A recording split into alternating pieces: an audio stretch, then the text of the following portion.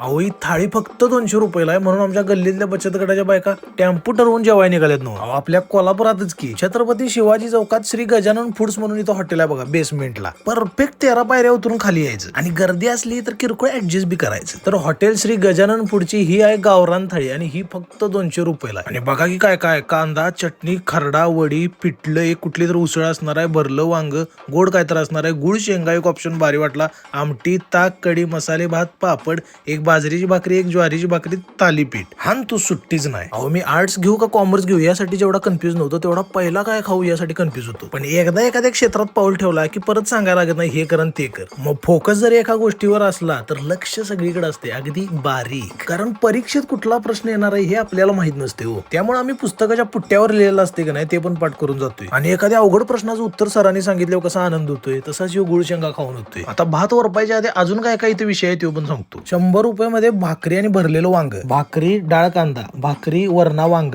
भाकरी मेथीची भाजी, भाकरी आणि महाद्या. हे महाद्या एक लय भारी होतं. तर असं किरकोळ खाणार असला तर हे तुमच्यासाठी. नाहीतर मग हायच की गावरान थाळी. दरवेळी शेवट भाताना असतोय पण आज नाही. आज शेवट गोडनच. आणि मग असा मस्त बेत झाल्यावर 13च्या 26 वाटणारच की पायऱ्या.